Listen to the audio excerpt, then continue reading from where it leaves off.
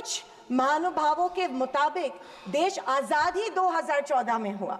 खैर, आप कितनी भी कोशिश कीजिए, लेकिन इस सच्चाई को नहीं झटला सकते कि आज जो भारत चांद पर पहुंचा उसकी नींव इसरो के रूप में पंडित नेहरू जी ने रखी थी। जो प्याज के बढ़ते दाम के सवाल पर कहती है कि दाम बढ़ते हो तो बढ़ने दो, मैं प्याज नहीं खाती।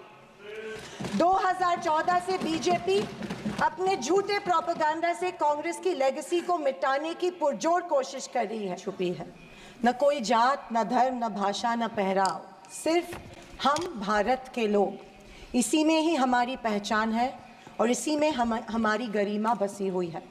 पर पिछले कुछ सालों में इस पहचान को, इसी ताकत को धर्म की राजनीति से कमज़ोर बनाया गया है। या मैं ये कहूँगी कि सत्ता की लालसा में ऐसा करवाया जानबूझ के जा रहा है। मेरी ये बीजेपी पिछले एक दशक से सत्ता में है, पर इनके मुताबिक आज भी हिंदू खतरे में है।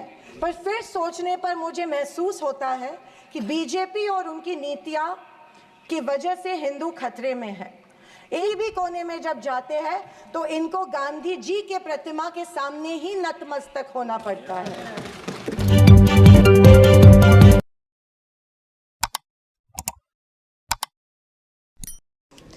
हम भारत के लोग, जो हमारे संविधान की प्रस्तावना है, इन 4 शब्दों में भारत की ताकत और महानता छुपी है। न कोई जात, न धर्म, न भाषा, न पहराव, सिर्फ हम भारत के लोग। इसी में ही हमारी पहचान है और इसी में हमारी गरिमा बसी हुई है। पर पिछले कुछ सालों में इस पहचान को, इसी ताकत को धर्म की राजनीति से कमज़ोर बनाया गया है।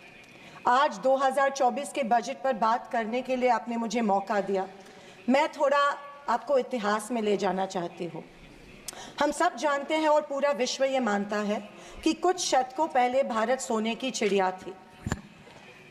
उस समय जीडीपी और इस प्रकार की चीज़ें नहीं थी, पर भारत इकोनॉमिकली और कल्चरली विश्व की एक महाशक्ति थी। और हम ये भी जानते हैं कि भारत में शूरवीरों की कोई कमी नहीं थी। बावजूद इसके मुट्ठी भर हमलावरों ने हमें कई बार लूटा, और न सिर्फ लूटा, हमें सैकड़ों साल गुलाम बनाए रखा। ऐसे क्यों हुआ? पहले मुगल, फिर अंग्रेज ने भारत पर राज किया। ये वो कर पाए क्योंकि सोना, चांदी, हीरे जवाहरात, पैसे की कोई कमी नहीं थी।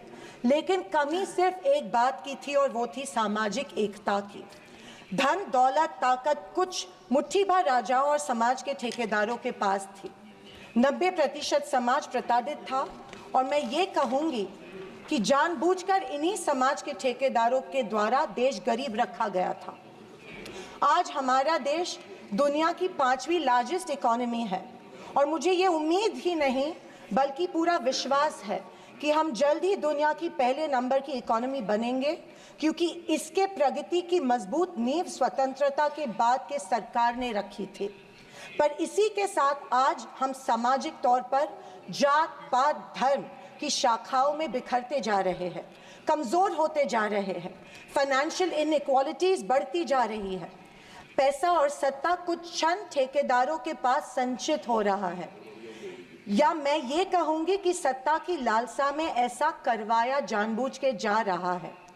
मेरी ये सब बातें कहने का तात्पर्य यही है कि समाज की प्रगति सिर्फ मजबूत इकोनॉमी से ही नहीं, समाज की एकता में है, और हमें इतिहास में हुई गलतियों को दोहराने से बचना चाहिए। बीजेपी पिछले एक दशक से सत्ता में है, पर इनके मुताबिक आज भी हिंदू खतरे में है। क्या ये हकीकत है, या फिर बीजेपी हिंदुओं को इस डर में रखकर अपनी राजनीति चमका रही है?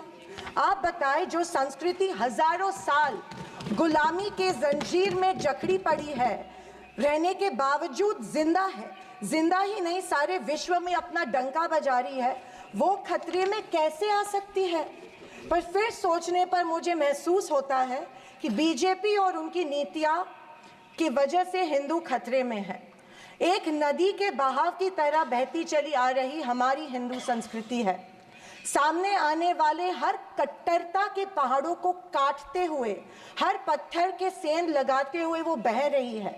उसके बहाव को ना कोई तलवार काट सकती है, ना ही कोई पहाड़ रोक सकता है। पर आज दुर्भाग्यवश उसी नदी के बहाव रोककर कट्टरता में ढालने की कोशिश की जा रही है और मैं समझती हूं कि यही भारतीय संस्कृति के पतन का कारण बन सकता है।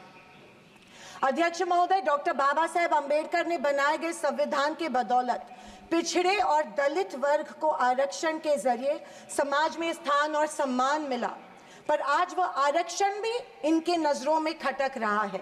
इसीलिए सभी सरकारी और निम्न सरकारी कंपनीज का प्राइवेटाइजेशन करके इनडायरेक्टली आरक्षण खत्म करने का षड्यंत्र बीजेपी कर रही है। स्पीकर सर, इनके मुताबिक गए 2014 के पहले कोई भी अच्छा काम देश में नहीं हुआ और कुछ महानुभावों के मुताबिक देश आज़ाद ही 2014 में हुआ। खैर, आप कितनी भी कोशिश कीजिए, लेकिन इस सच्चाई को नहीं झटला सकते कि आज जो भारत चांद पर पहुंचा उसकी नींव इसरो के रूप में पंडित नेहरू जी ने रखी थी। 2014 से बीजेपी अपने झूठे प्रोपेगेंडा से कांग्रेस की लेगेसी को मिटाने की पुरजोर कोशिश कर रही है, पर इनकी लाखों नॉन बायोलॉजिकल कोशिश के बावजूद दुनिया इस देश को नेहरू गांधी का देश ही मानेगी। ये दुनिया की किसी भी कोने में जब जाते हैं तो इनको गांधी जी के प्रतिमा के सामने ही नतमस्तक होना पड़ता है। ऐसी सरकार और ऐसे वित्त मंत्री से हम क्या उम्मीद करें जो प्याज के बढ़ते दाम के सवाल पर कहती है कि दाम बढ़ते हो तो बढ़ने दो, मैं प्याज नहीं खाती। स्कूल कॉलेज के फीस बढ़ते हैं तो बढ़ने दो, हम शिक्षा नहीं भक्त बढ़ाते हैं। पर फिर भी जनता की प्रतिनिधि होने के नाते मेरा दायित्व है कि मैं लोगों के प्रश्न इस सदन में समक्ष पेश करूं।